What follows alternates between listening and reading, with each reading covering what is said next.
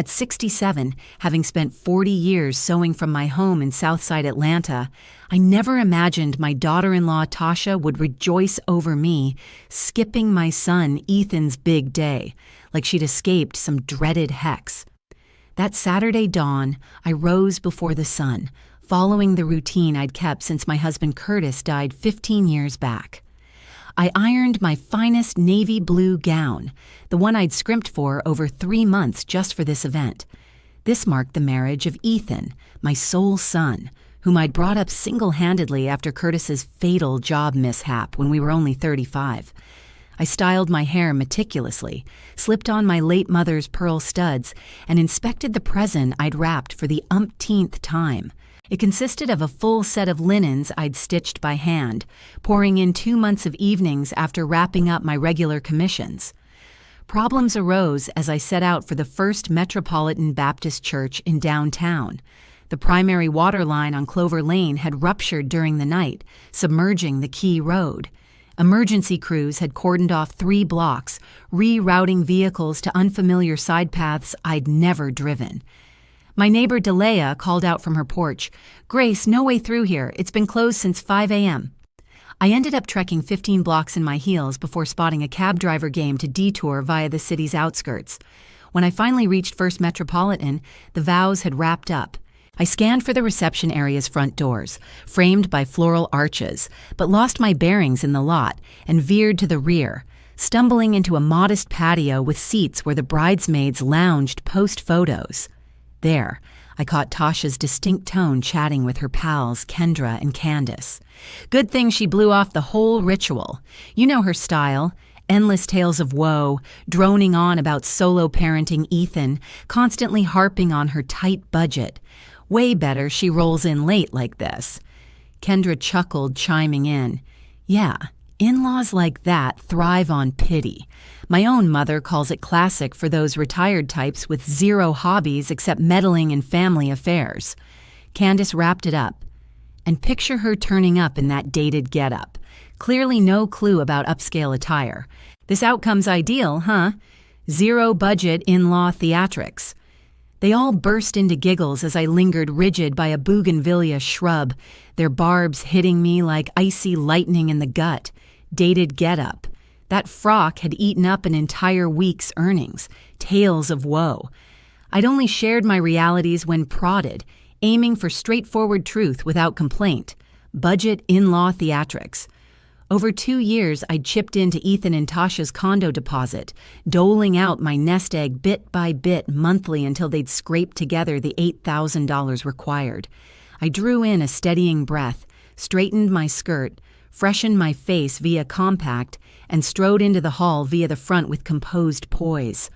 "Grace, you're here at last," Ethan yelped, dashing over for a squeeze. "Mom, I feared the worst had struck." I clutched him close, breathing in his fresh cologne notes, the plush suit material brushing my face. "A main line exploded on our block, kiddo, but nothing could have kept me from your nuptials." Tasha neared with a grin that stopped short of her gaze. "Mother Grace, too bad you skipped the service. It was stunning." I pecked her cheek and replied, "What counts is you're wed now. May God favor you two." As the party unfolded, I started spotting patterns I'd brushed off or excused before. My sister-in-law Simone, Ethan's aunt, presented me to folks as Ethan's mother, yet if queries turned to my job or background, she'd pivot topics or steer chats elsewhere. My nephew Devin, Simone's boy, offered a fleeting peck before vanishing into the youth crowd. My grandnieces Chloe and Skylar, who once flocked to me for talks at kin events, now stuck to polite nods before inventing reasons to bail. During gift unveiling, I eyed each response keenly. Lavish items from Tasha's attendants and kin drew real cheers and drawn-out thanks. When Ethan unwrapped my bundle of stitched linens, Tasha snatched them up, tossed out a rote "Thank you, Mother Grace," and shoved them under the table amid the lesser hauls. Those linens, into which I'd sunk 60 sleepless nights threading merged monograms and delicate blooms. They regarded it as a mere nuisance, something to brush aside quickly. Right then, As I observed my heartfelt present being tossed away without a care, those words from the garden took on profound significance. It went beyond a harsh remark from an anxious new bride on her wedding day. It revealed their genuine view of me as an annoyance, a relic from bygone days, unfit for their thriving contemporary existence. An echo of Ethan's history that they wanted tucked away on the edges of his fresh marital chapter. At the evening meal, I found myself at a table with unfamiliar faces, remote kin of Tasha's, who offered courteous nods but kept their distance. From where I sat, I glimpsed the central table, where Ethan and Tasha held court amid their inner circle. All ambitious young experts clad in lavish attire, discussing subjects beyond my full comprehension: stock ventures, overseas adventures, elite dining spots. It felt like an unseen divide stretched between us, a societal divide whose origins escaped me. The dances kicked off to unfamiliar contemporary tunes. The youthful crowd claimed the dance floor, leaving the elders to converse by their seats. I lingered through the evening, hoping Ethan would invite me to join him as he typically did at gatherings, yet he remained engrossed in his bride and companions. By 11 p.m., with the celebration peaking, I chose to depart. "Son, I'm off now. Early shift awaits me tomorrow." Ethan offered a fleeting embrace. "Heading out already, Mom? All right, sleep well." "Appreciate you being here," Tasha added with a rote peck on the cheek. "Thanks for joining us, Mother Parsol. Until next time." Yet her gaze betrayed the unease I'd sensed throughout. Gladness. She was glad to see me go, allowing their flawless event to proceed unmarred by the uneasy figure of the modest mother-in-law, who clashed with their emerging, affluent partnership. The taxi journey back was hushed. Over the 40-minute trip, I replayed the night's events in my mind. The overlooked chats, the instances of solitude in conversation, the awkward presentations where Simone downplayed my role, the casual dismissal of my offering, Ethan's disengagement from drawing me into key discussions. For the first time ever, doubt crept in about my self-created illusion, the notion that I remained central to my son's world, when truly I served as an intermittent duty to check off. That evening, in my modest Southside flat, I settled into the rocker where I'd once done needlework and started reflecting on the hardships I'd endured to propel Ethan forward. The double jobs to fund his elite schooling, since neighborhood publics fell short.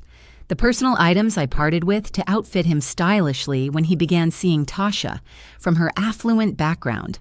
The weekend afternoons preparing gourmet meals for the pair during their courtship, which Tasha snapped for online posts yet never mastered herself. I also thought back to Tasha's offhand remarks that now carried sharper intent. "Mother Pierrot, why not update your wardrobe? Ethan can afford to assist." Or, "Doesn't it irk you that folks learn you're laboring at your age? He's established in his career." Or when she urged a shorter haircut, claiming it suited a lady of my years, "Tidier, less demanding," remarks I'd taken as kind suggestions, but which now appeared as efforts to shape my look, avoiding any social faux pas on their behalf. Come morning, as I slipped out of the carefully picked navy dress, the wardrobe mirror showed me plainly, and after years I finally perceived how the world viewed me. A 67-year-old with silvery locks, etched lines across my features, calloused palms from endless stitching, garments neat and ironed, yet unable to match the refined expectations of Ethan's current milieu. A figure embodying the modest origins he wished to obscure in his upscale wedded routine. It was right there facing that reflection at 3 a.m. that a core fracture formed within my chest, not with fanfare or outburst, but a quiet fissure that unveiled the reality I'd sidestepped for months. My son required me no longer as an engaged, involved parent. He wanted me as a remote, containable remnant, a periodic familial task, one that stayed clear of his authentic existence. The following morning, Sunday, sipping brew in my compact kitchen, I pieced together the overlooked cues from the prior year. Ethan's visits growing rarer, rushed with Tasha idling in the vehicle, the curt calls where his attention wandered elsewhere mid-conversation. The family invitations trickled in at progressively later dates, almost like they had spent ages deliberating over whether to loop me in at all. One moment stuck with me especially, a phone chat I stumbled upon by chance about 3 months prior. Ethan had dropped by to see me and got a call from Tasha while he was in the restroom. Unaware I was right there in the living room, she chatted away at full volume. "You wrapping up there? Kendra's got us over for lunch, and I hate showing up late just to hang out with folks." When Ethan emerged, I fibbed that I'd stepped out to the yard, sparing his feelings. Still, her phrase lodged deep in my mind, just to hang out, making it sound like dropping by his actual mom was some tedious task to rush through. In the following couple of weeks, I launched a quiet test. I quit reaching out to Ethan, curious how long it'd take for him to reach out on his own. No more morning greetings or bedtime messages from me. No prying into Tasha or their getaway ideas. I just held back, wondering if my sudden quiet would even register. What I learned stung. It took him a full 8 days to ring me up, and even then, it was only to request a favor. He'd snagged some fresh work shirts and needed me to stitch on the monograms. Nothing about my well-being. No nod to my unusual hush. Zero interest in what I'd been up to. To him, I was basically a go-to tool for whatever handy job cropped up. I took on the shirts, sure, but as I stitched away those nights, I started mapping out major shifts in how I'd handle things with the clan. Nothing flashy or vengeful, just subtle tweaks to my hopes and the heart I poured into ties that plainly didn't give back equal warmth or regard. That's when other overlooked bits started jumping out. Through these widowed years, I'd polished my place spotless and kept the dining setup ready for kin drop-ins that hardly ever happened. I tucked cash away for lavish birthday or holiday presents, yet what came my way was invariably tacky and offhand. I'd thrown big family suppers, whipping up meals for the whole bunch, but got zero bids to join their equivalent bashes. Just last week had laid it bare. Tasha shared snaps on Facebook from a cozy family meal at her folks' place, Ethan grinning amid his spouse's relatives. No invite for me, not even a whisper of it. When I offhandedly quizzed Ethan on the get-together, he brushed it off as a spur-of-the-moment thing, super private, and figured Tasha assumed the menu wouldn't suit my tastes. Polite excuses masking a clear snub. 3 weeks post-wedding, as I monogrammed some unrequested napkins out of sheer routine, the line buzzed. Tasha on the other end. "Mother Pearl, got plans Saturday. Mom's eager to chat more with you. We figured a casual family lunch." Her voice carried that dutiful vibe, like checking off a pesky courtesy. "What's on the menu?" I blurted, figuring I'd pitch in with the cooking. "Nah, no need to fret. Mom's got it all handled. Just show up as our guest." Come Saturday, I pulled up to Tasha's parents' spot in Buckhead bearing a homemade treat, a luscious coconut cream tart I'd fussed over all morning. Their home was stunning, way grander than my own, boasting a vast yard and posh decor that screamed higher-up finances. Brenda and Marcus, Tasha's parents, welcomed me with polite chilliness that lingered through the spread. Talk swirled around stuff I barely grasped. Their globe-trotting jaunts, swanky eateries they'd hit, portfolio moves they mulled. When I chimed in with a tale from my tailoring days or solo parenting Ethan, the chatter fizzled fast, veering elsewhere. My world felt too mundane or out of place for their circle. Tasha rephrased my bits like they required decoding. My mother-in-law toiled away at home stitching for years, or Grace weathered rough patches raising Ethan young, her inflection hovering between pity and superiority. Later that day, pitching in to bust the plates despite their protests, I caught Brenda murmuring to Tasha in the kitchen. She's a real grinder, no doubt, but it's obvious her roots are worlds apart from ours. Fingers crossed, Ethan juggles the kin bonds without dragging down his fresh standing. Tasha murmured back, "Yeah, tricky stuff, but he gets that his duties have shifted." I drove home that evening gripped by a sharp, freeing insight. It wasn't merely in my head or an overblown notion. There was a quiet, ongoing effort to edge me out of Ethan's emerging world. It lacked outright malice or deliberate harshness, yet it stemmed from a family's natural shift upward in society, viewing the unassuming parent as a barrier to fully blending into more elevated circles. In the days that followed, I started seeing my home through fresh lenses. The walls lined with family snapshots, the notes from Ethan's college days expressing gratitude for my hardships, the echoes of joyful moments when he relied entirely on me. All these traces felt like relics of bygone times. The grown Ethan, now wed and thriving in his career, had outgrown the need for the parent who toiled to open those doors for him.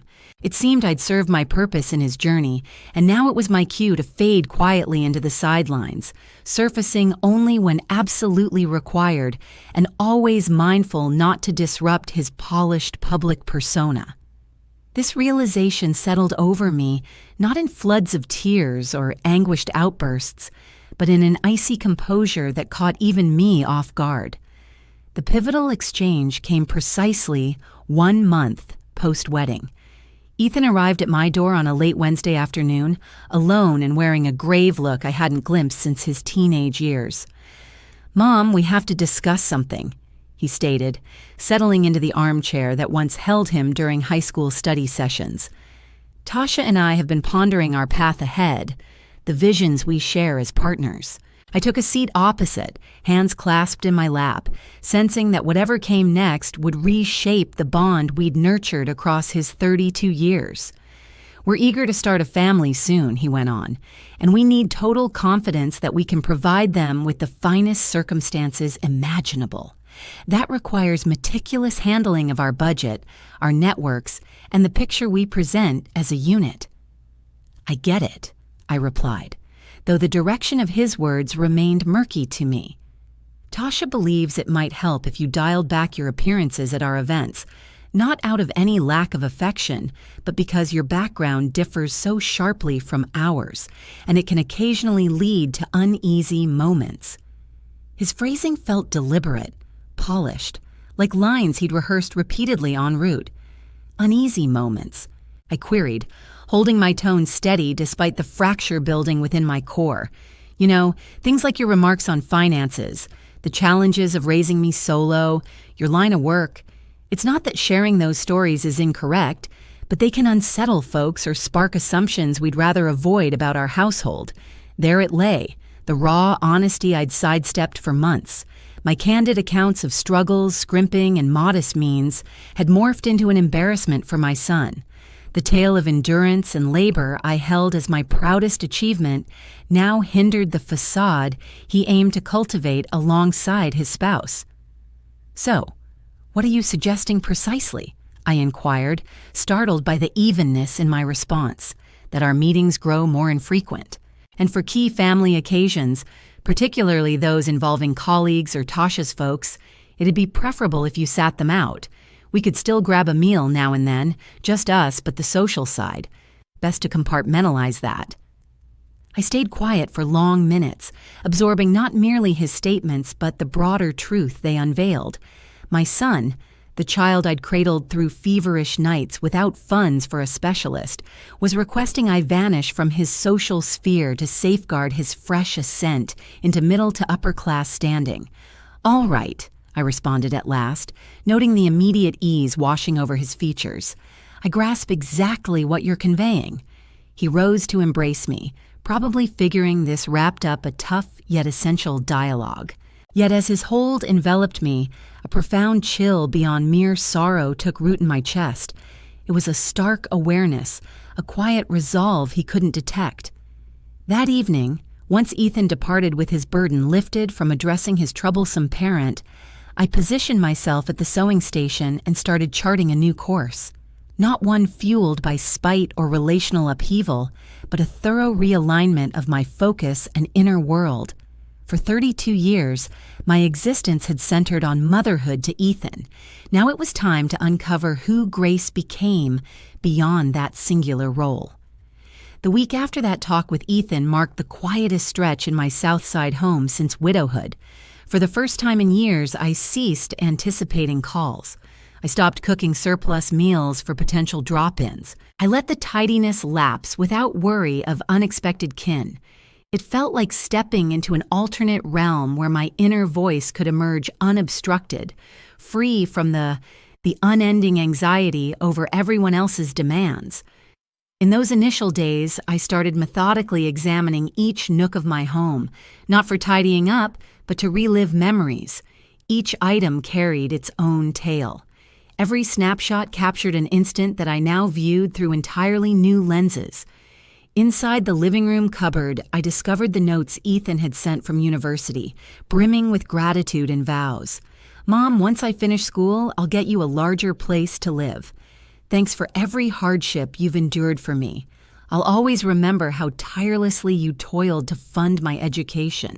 Each message promised a tomorrow where my labors would gain acknowledgement and payoff. Reading them once more, I saw that Ethan had, in a technical sense, fulfilled those vows. He'd provided sporadic monetary aid. He'd expressed thanks in words for my efforts. He'd never openly rejected my contributions to his life. Yet a subtler essence had slipped away over time. True admiration, effortless belonging, affection that requires no defense or rationale. I'd been slowly supplanted by a simpler facsimile of myself, a parent summoned only when useful and sidelined whenever she might complicate things. That Wednesday, as I sorted through the statements from recent months, I uncovered the invoices for all the additional outlays I'd covered amid Ethan's romance and betrothal. Modest sums that, on their own, appeared trivial, but together amounted to nearly half a year's entire retirement income. The $50 I loaned them when Tasha decided to replace the fridge prior to the wedding. The $100 I shelled out for unique supplies to bake the sample cake they requested for the ceremony. The $30 for the engagement present Tasha had picked out herself. The $20 in fuel I burned driving to fittings with her, since she sought input from someone more seasoned. Each cost had been framed as a brief crisis or a contribution to the pair's joy, yet none was ever repaid or even acknowledged later. It wasn't about reclaiming the cash, but it stung that I'd been so trusting, blind to how I'd become an easy financial stopgap while getting shut out as an awkward social fixture. On Thursday morning, my closest companion, Delea, dropped by just as she had weekly for 2 decades. Delea had stood by me through the toughest stretches of being widowed, the sole soul who fully grasped my ordeals and battles in nurturing Ethan alone. She settled in the kitchen as I brewed coffee and right away picked up on my altered demeanor. "What's bothering you, Grace? You look unusually subdued." I poured it all out. The marriage, Tasha's remarks, the talk with Ethan, his plea for me to tone down my public presence. Delea heard me out in silence, though a sorrow in her gaze validated that this wasn't merely my overactive mind at play. "Listen, dear," she said once I'd wrapped up. "I've watched this unfold in plenty of local households. The young ones get schooled, land solid careers, wed women from fancier circles, and gradually distance themselves from anything echoing their modest roots. It's not malice. They're just embarrassed by their unpolished origins." Her statement stung, as it echoed the truth I dreaded admitting. "But Ethan's different," I murmured feebly. "He never hides our blue-collar background." Delea clasped my hand over the tabletop. "No, dear, he owns it only in private moments with you." "But when did Tasha last visit here? When did Ethan last bring you around his colleagues? When did he last weave you into his arrangements without you prompting?" Delea's queries compelled me to confront a truth I dodged. Tasha had visited my place precisely 3 times over 2 years of courtship, each stay brief and laced with hasty departures. Ethan had skipped inviting me to any office gatherings, even the festive ones welcoming relatives. My ideas for group outings always met with delays for a supposedly better moment. "What would you do in my shoes?" I asked Delea, sensing for the first time a real urge for outside guidance. "You need to choose what your future holds," she answered. "Do you wish to remain the ever-ready mom, at their beck and call yet fading from view when it suits them?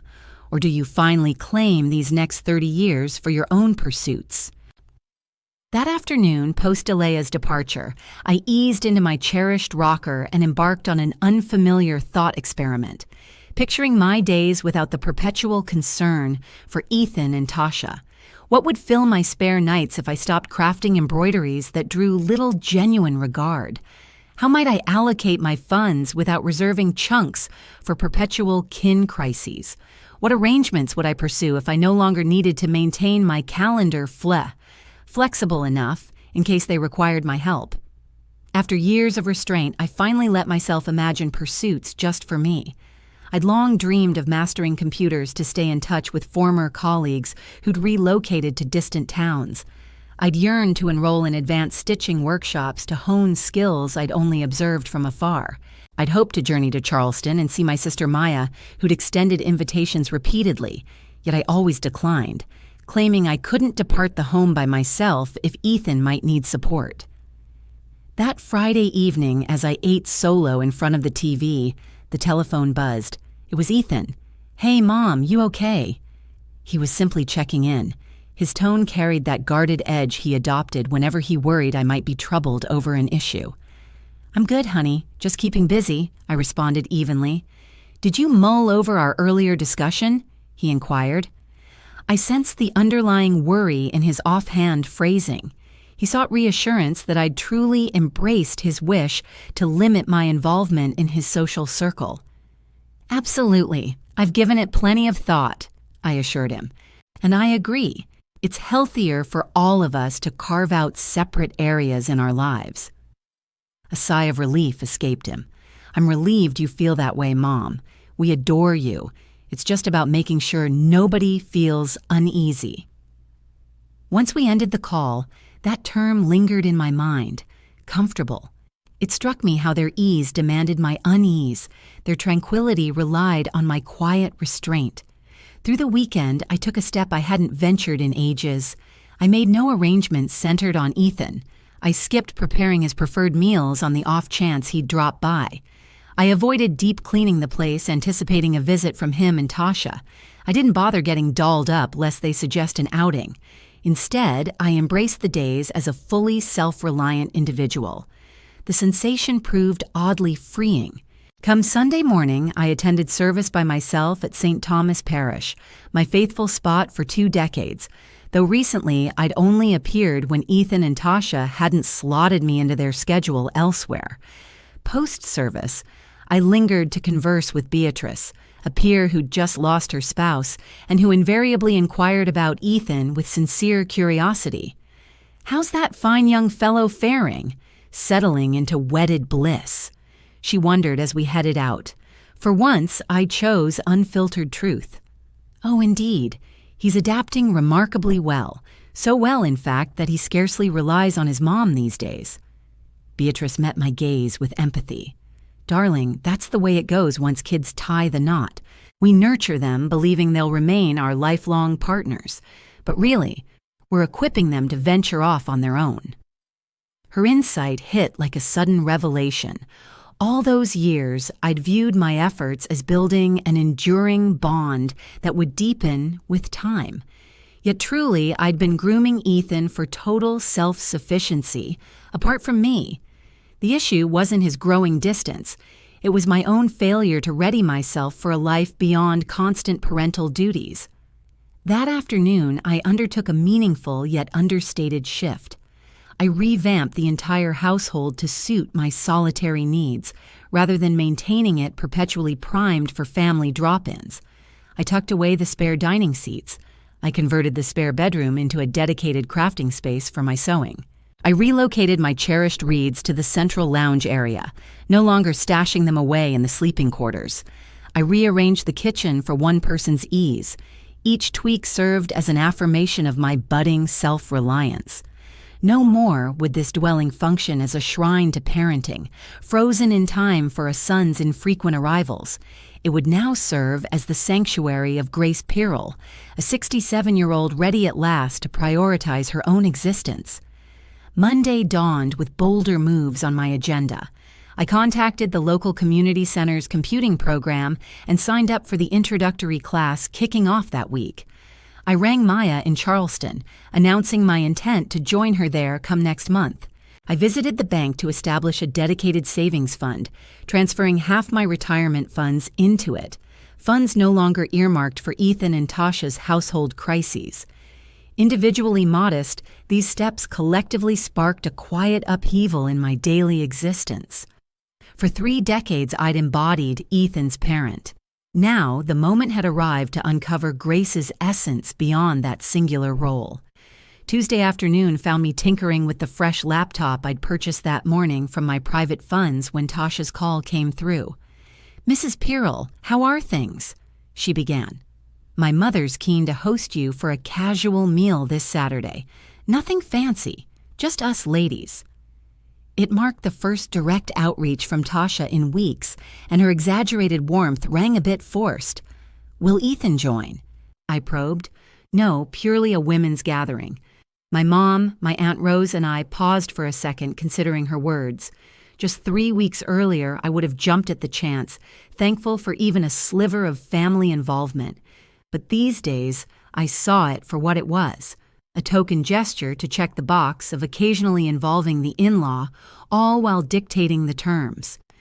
"Tasha, I truly appreciate the invite, but I've got something scheduled for Saturday," I responded, amazed at how effortlessly the words came out. "Oh, no issue at all. We'll reschedule," she said, and I caught the astonishment in her tone. She'd obviously assumed I'd snatch up any scrap of family time without hesitation. Once the call ended, it hit me that I actually did have arrangements for the weekend. My inaugural advanced computing session, followed by a trip to the San Juan Bazaar to pick up supplies for my private stitching endeavors.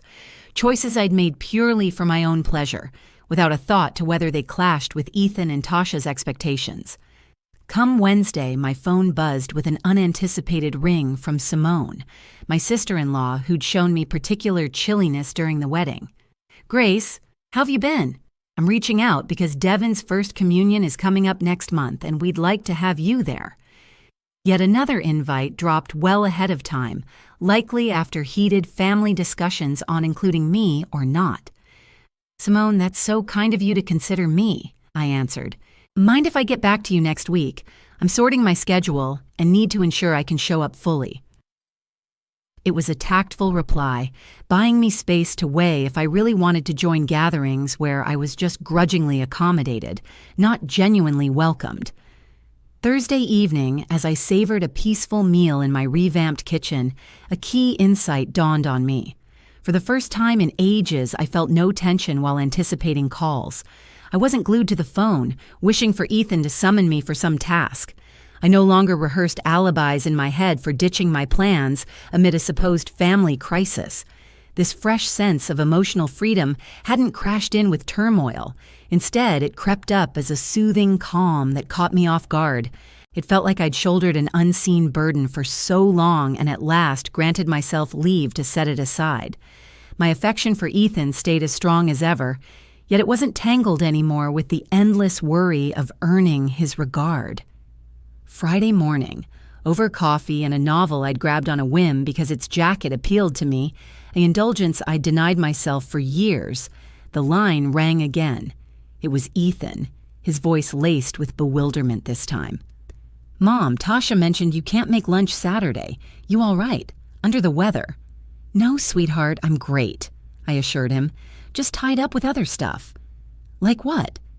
He probed, his genuine bafflement evident. Clearly the idea of me having a life outside family duties hadn't crossed his mind. "I've started computer courses and have some home tasks lined up," I said lightly. "Ah," he murmured, as though digesting the notion that his mom had her own agenda not centered on him. The chat lingered in my thoughts long after we hung up. In the past, any family summons had trumped everything else, no matter my own lineup. Ethan had matured believing my round-the-clock readiness was par for the course. Facing limits now for the first time, he seemed at a loss on how to handle it. Later that day, as I arranged my fresh stitching supplies in my dedicated workspace, a text pinged from Tasha. "Mother Pearl, I hope nothing's bothering you. If there's an issue, let's chat." It was fascinating how my straightforward unavailability had been read as brewing trouble. For years, my reliability had been clockwork, so any shift screamed discord. I texted back steadily, "Nothing's wrong, Tasha. I'm simply managing my days a bit differently now. Thanks again for the invite." It signaled no turmoil while skipping any deep dives or regrets over prioritizing myself. Saturday marked the initial full day in years devoted solely to what I wanted. Mornings kicked off with my computing lesson, where I connected with fellow women around my age, all picking up tech skills after lifetimes focused on kin alone. Come afternoon, I headed to the market and snagged vibrant yarns I'd never tried, plus unique textiles I'd eyed, but always passed over for self-indulgent work. That evening, dining solo in my serene kitchen, it struck me that I'd filled a whole day without Ethan or Tasha dominating my headspace, save for fleeting moments. It was the premier instance in decades when my thoughts centered on my personal pursuits, my personal growth, my individual joys. The sensation felt odd yet profoundly comforting. That Sunday morning, as I tended to the flowers in my modest yard, my neighbor Delea leaned over the barrier between our properties. "Hey, sweetie, hasn't Ethan been stopping by on Sundays lately? I haven't spotted him here in weeks." Her query seemed harmless, yet it prompted me to consider how my inner shifts were beginning to show on the outside. "Oh, he's tied the knot now, isn't he? Folks have their own paths to follow," I responded, taken aback by how effortlessly the words flowed. Just 3 months earlier, I might have delved into a lengthy explanation about why Ethan visited less often, likely defending his absences and downplaying any hint of domestic issues. Delea nodded sympathetically. "That's just how it goes, dear. Kids mature, and you rediscover how to focus on your own world. So how are you holding up? How are you managing things?" It marked the initial occasion when someone inquired directly about my state of mind, apart from the family dynamics. "I'm doing great," I answered, and in that moment I knew it rang absolutely true. I'm picking up fresh skills, tackling those postponed endeavors. I'm truly savoring this stretch of time dedicated to me. Delea beamed. "That's wonderful to know. You've appeared so serene these days." Later that day, as I focused on an intricate stitching project I'd chosen purely for its appealing pattern, not as a present for anyone, I pondered the deep shift that had unfolded inside me during those 2 weeks. The early ache from acknowledging my altered role in Ethan's world had evolved into a more positive force, the resolve to forge a sense of self unbound by my maternal duties. For the first time in 30 years, Grace Piol existed solely for Grace Piol, and against my earlier worries, everything hadn't fallen apart. Ethan and Tasha thrived just fine without my nonstop oversight. The home ran smoothly, even without perpetual prep for surprise family drop-ins. My days now pulsed with direction and meaning, independent of others' demands. It resembled having paused my breathing for years and at last allowing a full, unreserved release. The breath filling my chest felt renewed, purer, more vibrant, utterly my own. The true shift kicked off precisely 3 weeks following my talk with Ethan, on a Monday morning when I resolved to attempt something unprecedented in my 67 years, drafting a roster of goals centered purely on my bliss, disregarding impacts on Ethan, Tasha, or any relatives. I settled at my crafting station, repurposed as a private workspace with a fresh journal purchased just for this, and started jotting down ideas freely without restraint. I'd like to master computers to connect with peers who share my passions. I'd like to journey to Charleston to visit Maya and linger however long suits me, without checking if duties await back home. I'd like to join expert stitching sessions at the community arts venue. I'd like to select outfits that appeal to me, not those deemed suitable for someone my age. I'd like to catch a film solo, sans the need to explain my unaccompanied state. Each entry stood as a quiet affirmation of autonomy. After decades, I was voicing aspirations unlinked to serving others, aimed instead at uncovering my essence beyond familial labels. That very afternoon, I set about executing my agenda methodically and discreetly. I phoned the Buckhead Art Center and signed up for the creative stitching class commencing Thursday. I shared this choice with no one. I simply proceeded as any self-reliant grown-up might handle a private matter.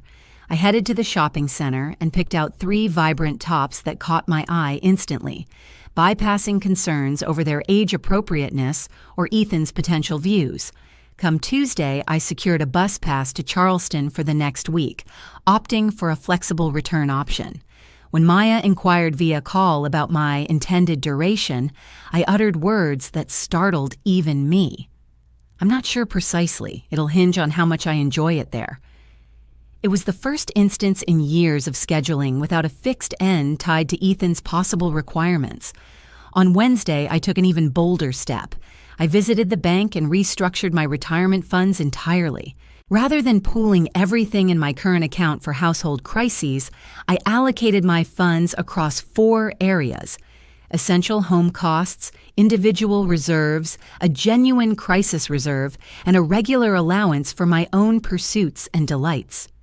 For the first time as an adult, a substantial share of my finances was earmarked solely for my gratification. These modest adjustments signaled a quiet upheaval in my daily existence. For 30 years, I'd functioned like a communal asset, where my choices, my time, my resources, everything had long been at Ethan's beck and call. But now, I was seizing back my full independence, not in some bold showdown, but with the steady resolve of a person who'd at last grasped her true value. That Thursday, during my inaugural embroidery session, I encountered a circle of women who reshaped my view of thriving as an older, self-reliant lady. Take Oilia, at 72, who'd launched a career in painting following her widowhood at 65. Then Gloria, 69, who'd mastered driving and now roamed the nation solo. And Alicia, 71, who'd returned to education and recently earned her GED. Each had devoted decades to family duties, only to now unearth hidden skills and enthusiasms they'd lacked the bandwidth to pursue earlier. As we honed a fresh shading method, Oilia shared with me the key. Quit seeking approval to pursue your own path. Our offspring aren't helpless youngsters relying on us for basics any longer, yet we're still vibrant and entitled to pursuits that spark joy. Her insight struck a chord deep inside, voicing precisely the sentiments I'd harbored without finding the right words. Gloria chimed in, "For 40 years I lingered, hoping my children would loop me into their schemes, my spouse would factor me into his choices, my relatives would carve out space for me in their world, until it hit me. I deserve to craft my own agenda and summon whoever I choose." Alicia wrapped it up neatly. The issue lies in how we condition our kids to expect mom's endless readiness, her perpetual yes, her habit of sidelining herself for them. Then we act shocked when they respond just as we've modeled. That exchange felt like echoes of my inner monologue, voiced by Savier's seasoned perspectives. I wasn't alone among women of my era in mistaking parental devotion for total self-erasure, nor was I the sole one who'd nurtured accomplished kids while erasing her own identity in the process. Crucially, though, it wasn't too late to shift this pattern. Come Friday, buoyed by this fresh outlook, I took a step that would have seemed impossible just 3 weeks prior. Ethan rang to inquire if I could mind Simone's children on Saturday, since she and her partner craved a night out with no sitter in sight. This was the exact sort of ask I'd reflexively greenlit for years, ditching my own agenda to cover family gaps. "Ethan," I responded with a serenity that caught even me off guard, "I can't make it. Saturday's booked for me." "What plans?" he probed, echoing the authentic bewilderment from last week. Heading to a film with embroidery class pals, then grabbing a meal afterward. It was spot on. We'd arranged it the prior day. "But Mom, Simone urgently needs a reliable watcher for the kids. She trusts no one else." His retort laid bare a core truth. For years, I'd been the default fix for every family childcare snag, not as the top pick, but as the one who never balked. "I'm confident they'll sort something out," I said. "Loads of dependable sitters exist, or she could tap a friend of hers." Ethan paused, evidently grappling with the fact that his mom wasn't pitching fixes or volunteering to bail out Simone. "You all right, Mom?" You've seemed so altered these days." It marked the initial occasion he'd openly acknowledged spotting shifts in how I carried myself. "I'm great, son. Just figuring out a new way to structure my schedule." "How so?" "By weaving in stuff I enjoy alongside the family's essentials." Once we ended the call, it dawned on me. I'd breached an unseen yet vital boundary. For the first time, I'd prioritized my schedule over a non-critical family ask.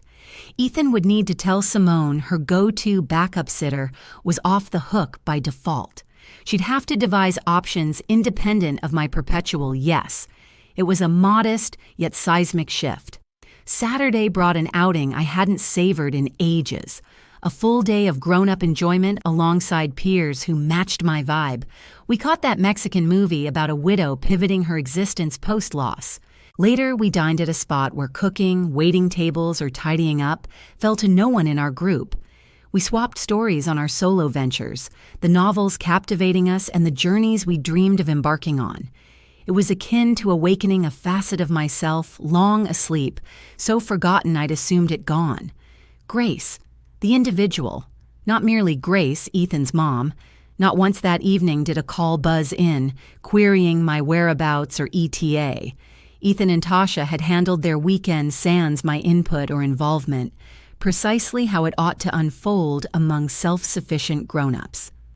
On a peaceful Sunday morning, as I sipped my coffee and delved into that book Gloria loaned me, about women over 60 who had reshaped their worlds, the phone buzzed to life. It was Tasha, her tone laced with barely concealed annoyance. "Mom, dear Saul Simone said you couldn't look after the kids yesterday. I hope it wasn't due to any unease." "No, Tasha, nothing like that," I responded evenly, my voice steady and courteous. "I just had commitments of my own." "Oh, well, Simone ended up without choices and had to scrap her plans with her partner. We figured it might have been a mix-up." It struck me as intriguing how my straightforward no was twisting into an issue demanding clarification or amends. "There was no mix-up," I clarified. "I maintain my own social circle and private agenda. Simone had plenty of time to line up childcare if her outing mattered that much." Tasha paused, evidently caught off guard by my unapologetic stance. "Well, I just needed to check that all was well," she added at last. "Everything's just right, Tasha. Appreciate your concern." Once I set the phone down, it hit me. I'd drawn a vital line. My choices didn't demand long defenses or regrets to the clan. Later that day, as I prepared my suitcase for the upcoming journey to Charleston starting tomorrow, I pondered the deep shifts brewing inside me during those 3 weeks. No big clashes or tearful talks about my inner wounds had unfolded. I'd merely begun embodying the self-reliant woman I'd always deserved to be, yet had lost touch with. Come early Monday, standing at the bus stop, a message from Ethan popped up. "Mom, Tasha mentioned your getaway. Why keep it under wraps earlier? When will you return?" It was telling how a brief solo adventure was framed like a choice-needing group sign-off. From my seat on the bus, I texted back, "Ethan, I'm 67 and fully grown. I don't require clearance to see my sister. I'll return once the visit wraps up. Love to you and her." Those words laid down firm, affectionate limits. I could cherish my loved ones without detailing every step of my private world. Over the 4-hour ride to Charleston, I focused on the passing views and mulled over the woman from 3 weeks prior compared to who stared back at me now. The key shift wasn't a fade in my affection for Ethan, but an end to gauging my value solely by his nod. His well-being still mattered deeply, yet mine now claimed equal weight. Maya welcomed me to her Charleston place with a warmth that felt fresh after so long. "Sis, I'm thrilled you chose to visit at last. You seem changed, calmer maybe." Her insight proved the inner evolution was showing on the surface in subtle ways I'd overlooked. That first evening in Charleston, as we dined on her veranda and shared stories of our late brothers and sisters, childhood recollections, and visions for our remaining days, a core truth dawned on me. Ages had passed without a chat untouched by Ethan or his demands. For the first time in years, I was purely Grace, engaging my sibling on subjects that captivated us as autonomous grown women. After I shared about my stitching workshops and fresh acquaintances, Maya remarked, "I always figured you poured too much into Ethan. Motherhood's noble, but you lost sight of Grace entirely." Her candor cut sharp but came wrapped in sisterly tenderness, the kind only family delivers on tough realities. "True enough," I conceded, "but rediscovering yourself isn't bound by time, right?" Maya grinned. "Absolutely not. Truth be told, a woman's 60s and 70s might shine brightest when she grants herself leave to prioritize her own life."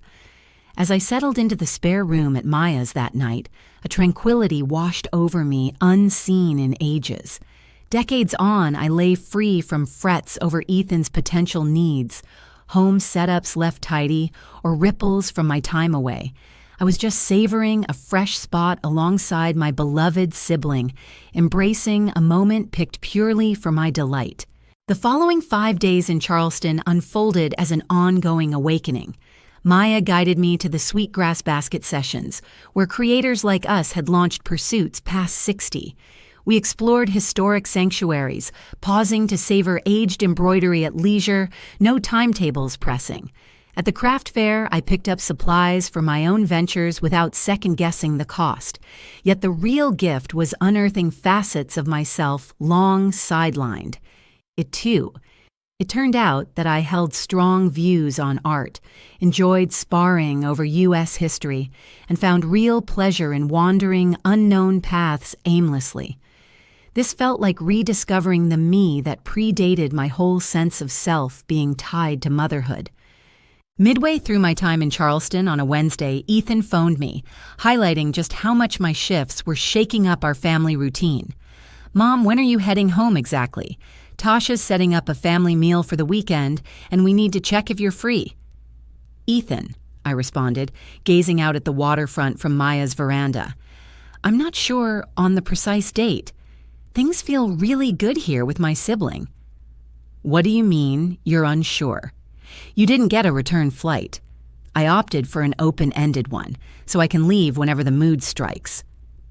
The pause on his side suggested Ethan was grappling with this unfamiliar idea, a mom whose schedule wasn't locked around family obligations but flowed from her personal whims.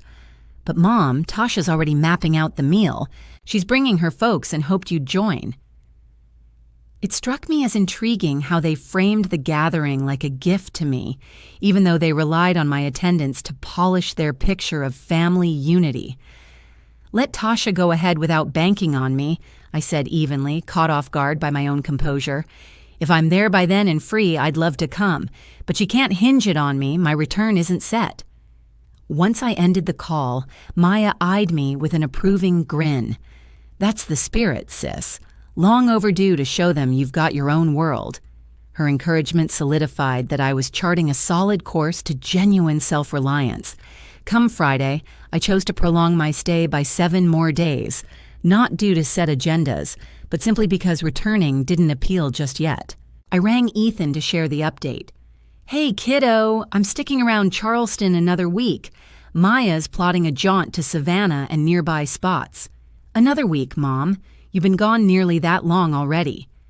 His voice carried astonishment laced with a hint of frustration. "Yep, and I'll extend it because this break is hitting the spot. My place and stuff will wait for my arrival, Ethan." For the first time as an adult, I was choosing paths purely on impulse, ignoring impacts on others or societal norms. The sensation mixed fear with freedom, akin to relearning steps after leaning on emotional supports for ages. That evening, as Maya and I mapped our Savannah adventure, Tasha texted, underscoring the depth of my shift. "Mrs. Parcel, we get that you're savoring the getaway, but Ethan's concerned. It's the longest you've ever been away. Just checking you're all right." My response, "Tasha, all's well. I'm vacationing with my sister, which I should have done ages back. No need for Ethan to fret over a grown woman seeing relatives out of state." It drew a firm line. My health didn't demand round-the-clock family oversight. By the close of week 2 in Charleston, while gathering my bags to head home on my own timeline, not anyone's urging, I pondered the deep changes that had unfolded. No explosive clashes or heartfelt clashes, just a quiet shift to full autonomy. Riding the bus toward Atlanta, I caught my image in the glass and spotted a changed woman from the one who'd departed a fortnight prior. Physically still Grace, yet her gaze held fresh calm, born from reclaiming her value beyond parenting duties. Reaching my South Side home that afternoon, I discovered voicemails from Ethan inquiring my arrival time, if he should fetch me from the depot, and whether all was fine. Yet, unlike before, I skipped the instant callback to ease worries. Instead, I drew a soothing bath, unpacked at leisure, and whipped up a simple supper. Only after settling in and feeling at ease did I dial him. "Ethan, I'm back.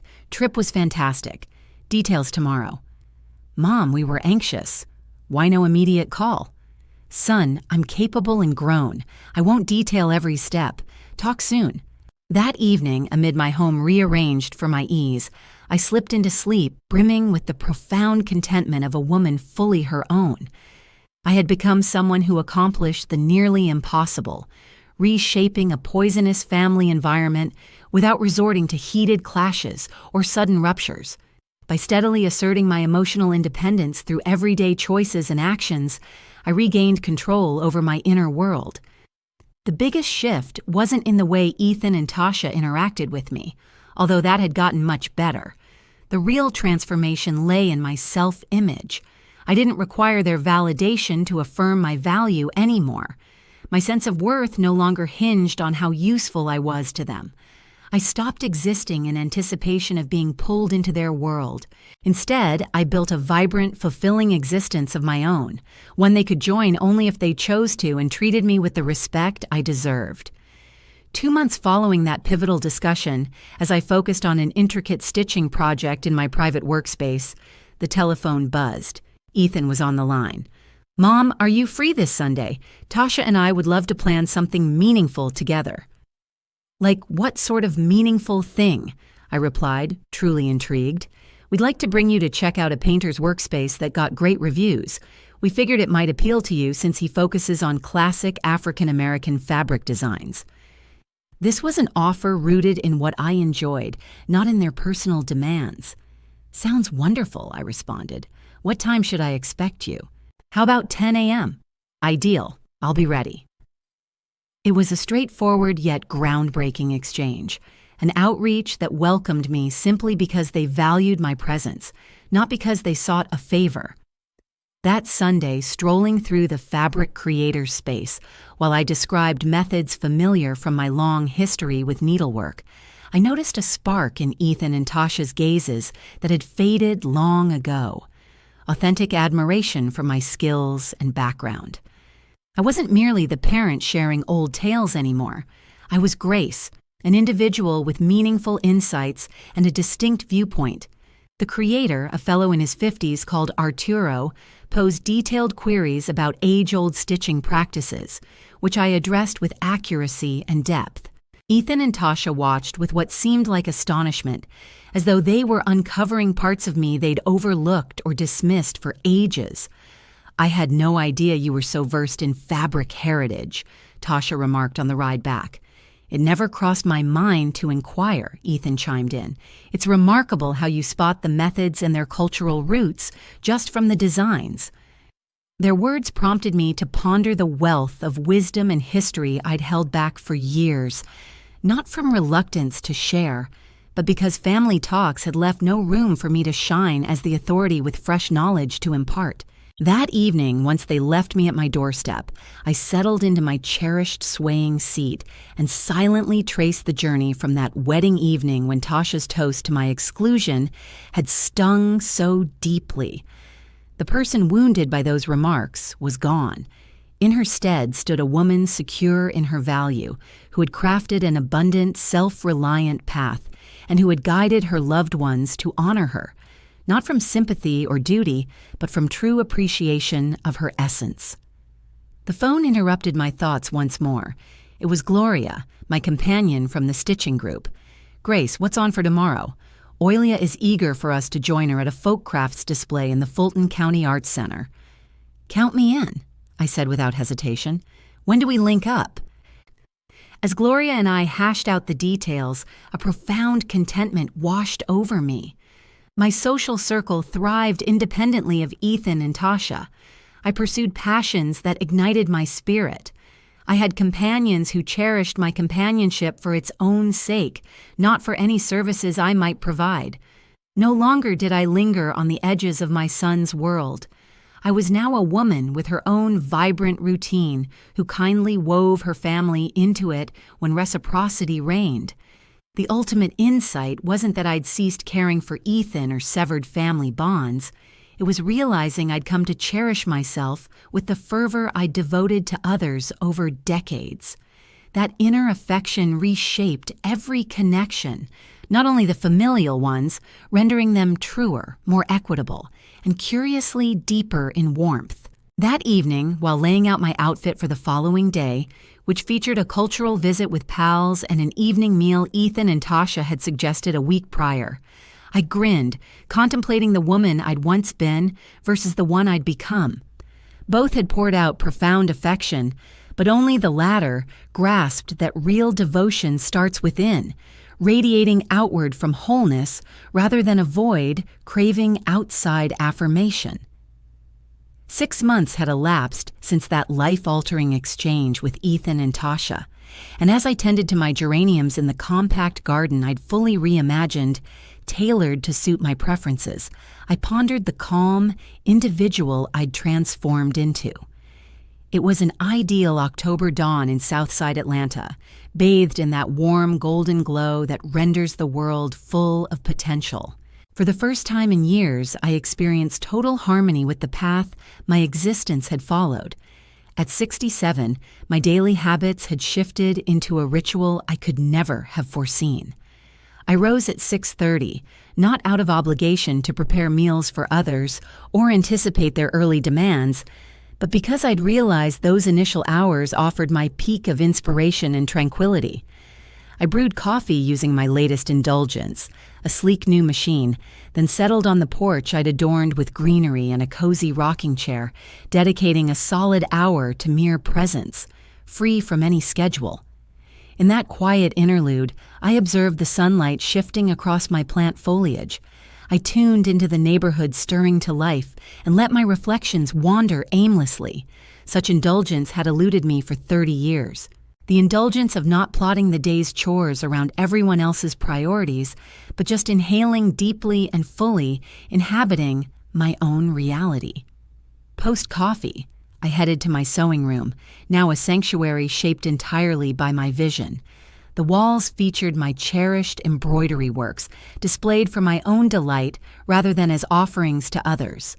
The spacious table I'd acquired let me unfold intricate designs without the hassle of tidying up for household interruptions. It was arranged for my ease and artistic flow. That day, I tackled a grand-scale weaving I'd conceived, drawing from classic African patterns yet infused with my unique take on hues and forms. Finishing it would span months, yet that very aspect made it so rewarding. It was a pursuit driven purely by personal satisfaction, devoid of timelines, outside demands, or the urge to account for the effort and supplies. As stitches took shape under my needle, my thoughts often circled back to the profound shift within me, not only in my bonds with Ethan and Tasha, but in how I viewed my core self. The figure who'd endured those harsh remarks at the wedding was gone. In her stead stood someone aware of her inherent value, skilled at drawing lines without remorse, and awakened to abilities and interests long suppressed. The most profound evolution remained hidden, rooted in the quietude I'd nurtured inside. For years, my inner voice had buzzed endlessly with concerns over Ethan. Had he nourished himself properly? Might he require assistance? Was he harboring resentment toward me? How could I ensure his ongoing reliance? That buzz had yielded to a profound calm, enabling thoughts of him laced with affection, yet free of worry, concern for his health without the compulsion to fix every issue. By 10 a.m., Following the pattern of the past 3 months, I geared up for my routine stroll along the paths of Southside Greenway Park. Initially suggested by my physician to support my fitness, it had evolved into a highlight of my day. Over those 40 minutes, I savored the scenery, exchanged hellos with fellow walkers in the community, and relished the sensation of my limbs in motion. On a nearby bench, I encountered Beatrice, a 73-year-old widow navigating the rediscovery of her identity beyond conventional familial duties, the very journey I'd undertaken not long before. "Good morning, Grace," she said, her smile faint and strained. "How are you holding up?" "I'm doing great, Beatrice. And how's everything at home?" I was aware her kids were pushing her toward a compact apartment and parting with the residence she'd called home for 40 years. "We're getting by," she exhaled. "The kids keep saying the place is oversized for one person, too burdensome to upkeep, but it contains my entire story. Honestly, I can't tell if I'm prepared to depart." Her confession sharply echoed my own battles, while I untangled my true wishes from the expectations imposed by others. "Beatrice," I replied, easing down next to her on the seat, "what's your preference? Forget what your children deem ideal or what's supposedly sensible. What does your heart genuinely crave?" Surprise flickered in her gaze, as though no one had ever zeroed in on her personal yearnings before. "Truthfully, I'd prefer to remain there," she confessed softly. "I cherish my garden. I'm familiar with my neighbors. My habits are ingrained, though my kids label me obstinate, unwilling to embrace necessary shifts." It mirrored the very pattern I'd navigated. Adult kids who mistook true affection for dominance over their mom's choices. "Are you able to support the household on your own? Do you sense any danger in staying by yourself?" "Oh," I inquired, focusing on the tangible concerns rather than the heartfelt ones. "Absolutely on both counts," she answered right away. "I've got my retirement income, the property's mortgage-free, and I feel entirely secure. It's only that my kids believe someone my age ought not to reside solo in such a spacious home." I gave her a knowing smile. "Beatrice, you're a capable grown-up entitled to decide for yourself while you're still fit to do so. If staying put in your residence suits you and it's feasible, that's your call, not your offspring's." She caught a glimpse in my gaze that put her at ease. "Are you truly believing it's fine for me to refuse my children when they push me to relocate? I believe it's fine for you to shape your existence based on your personal desires and requirements." I responded, "Offspring occasionally overlook that their moms remain autonomous individuals empowered to choose, even if those choices differ from what they'd prefer." We chatted another 20 minutes, and as we parted, Beatrice wore a firmer look, like she'd rediscovered a key truth about her value and self-reliance. That exchange prompted me to ponder how numerous women from my era grappled with comparable household tensions, and how my personal evolution had unexpectedly positioned me as a guide for those pursuing delayed personal freedom. Back at my place, I discovered a voicemail from my sibling Maya in Charleston. "Grace, just checking in to chat and mentioned that my neighbor Rosario is facing a situation much like your ordeal with Ethan. I shared your tale with her, and she's eager to reach out for a conversation. She mentioned wanting insights from somebody who shifted that pattern without severing family ties." It struck me how my private journey had evolved into motivation for fellow women in parallel predicaments. In the past few months, I'd fielded multiple inquiries from Maya's contacts, folks from my stitching group, and even locals who'd caught wind of my shift and sought tips on establishing firm limits with grown kids. I rang Maya without delay. "Sis, sure. Rosario's welcome to contact me. You realize I'd gladly assist women navigating this." "Oh, Grace," Maya responded warmly, "you can't fathom the remarkable shift you've undergone. Hearing you now, you come across as transformed, more confident, more serene. It's like you've claimed your spot in life." Her comments touched me deeply as they mirrored my inner reality precisely. I'd secured my spot in life, not as an extension of Ethan's world, but as Grace Pearl, a fully realized individual with her passions, abilities, connections, and endeavors. That day, I attended my regular advanced needlework session at the community arts venue, where I'd advanced to the point that the instructor, Carmen, coincidentally sharing my daughter-in-law's name, yet poles apart in character, had requested my aid in demonstrating entry-level methods to beginners. It marked the initial occasion in ages that anybody viewed me as an authority, as a person whose expertise merited sharing. In the session, I guided Norma, a 45-year-old who'd taken up stitching as a healing outlet post a tough split.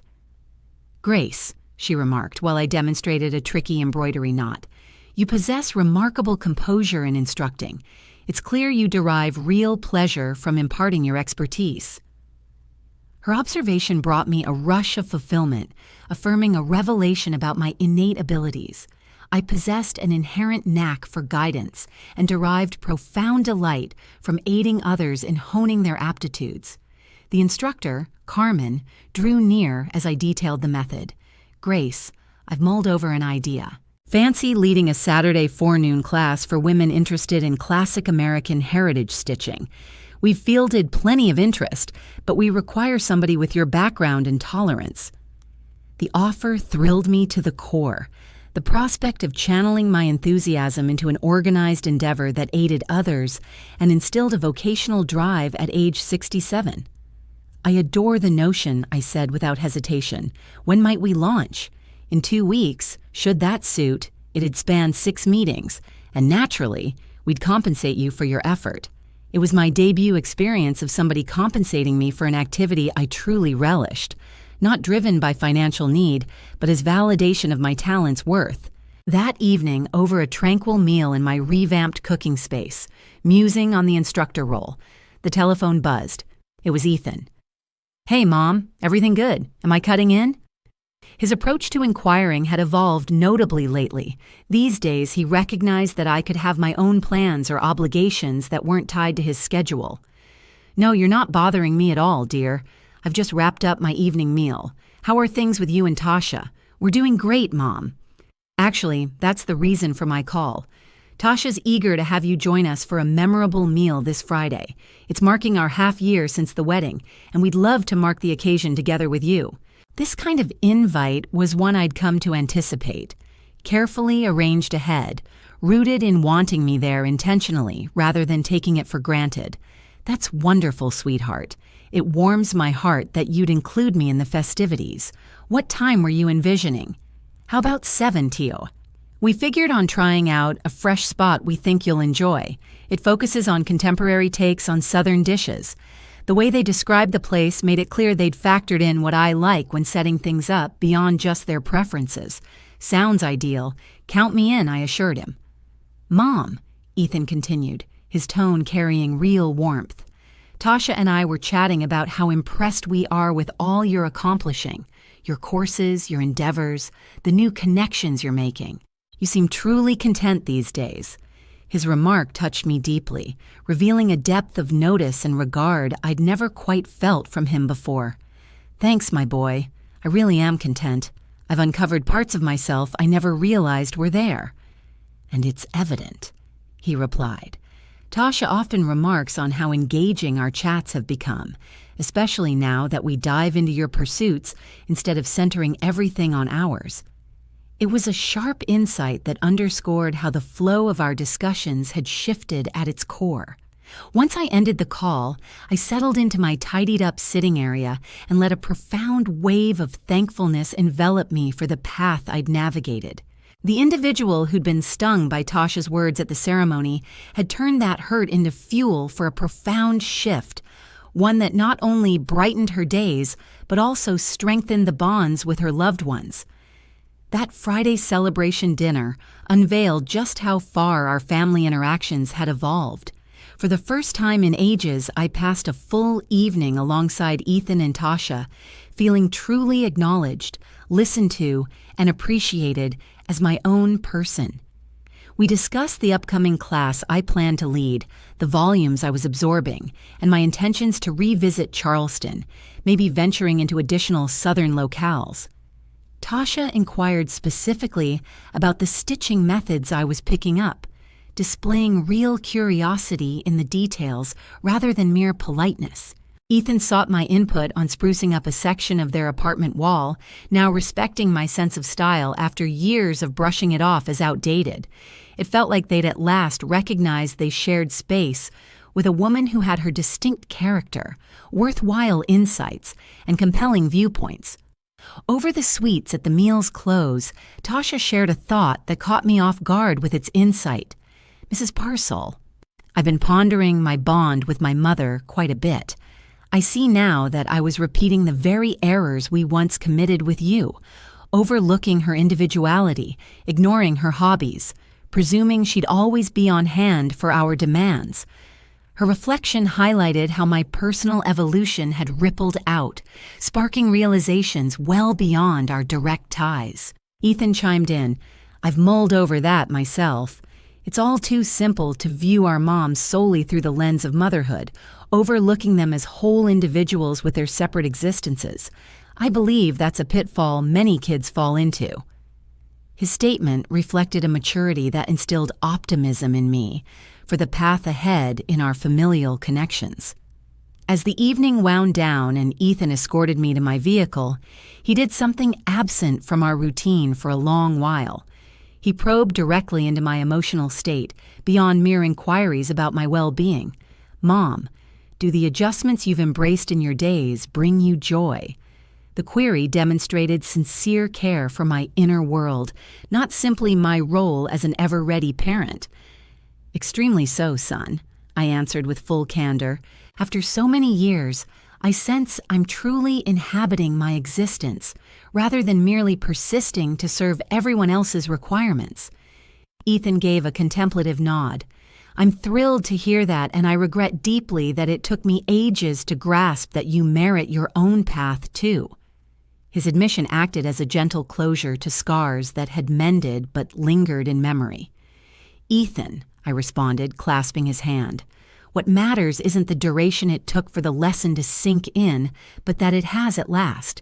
This opens the door for us to forge a connection grounded in reciprocal esteem and true affection, free from reliance or remorse."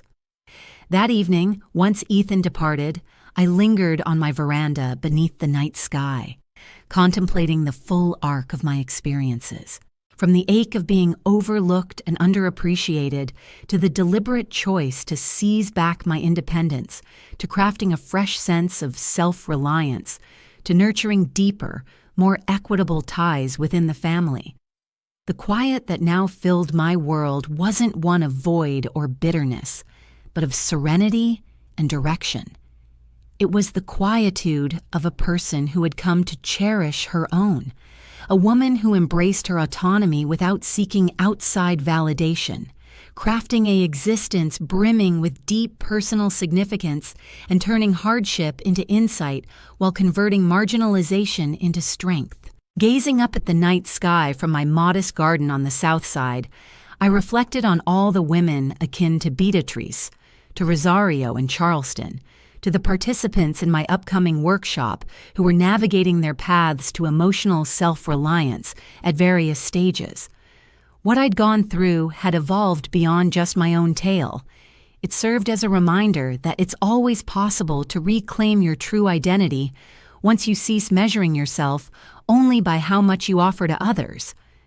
That flawless evening's closing thought brought a profound peace that enveloped me. I'd come to realize that genuine affection, even within families, thrives most when rooted in reciprocal regard and personal freedom, rather than reliance or self-denial. Ethan and Tasha now cherished me with greater sincerity, honoring me as a self-sufficient individual, and I reciprocated that love more openly, free from the urge to rely on their endorsement to affirm my being. At times, the most precious offering we extend to loved ones is showing them how to value us rightly, as whole, worthy, and self-governing souls.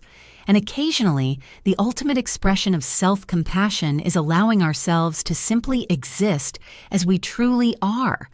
Sans regrets, explanations, or the endless drive to demonstrate our value via devotion to others? Enjoyed my narrative? What's the city you're tuning in from? Drop by in the comments to connect. If the tale resonated, consider sending a super thanks to help me share more like it. Grateful beyond words for your kind backing. Can't wait to hear your thoughts below. Check out the 2 fresh personal accounts on screen that I truly endorse. My channel has tons more to explore. Hit subscribe if you haven't. Catch you in the next tale. With warmth and admiration.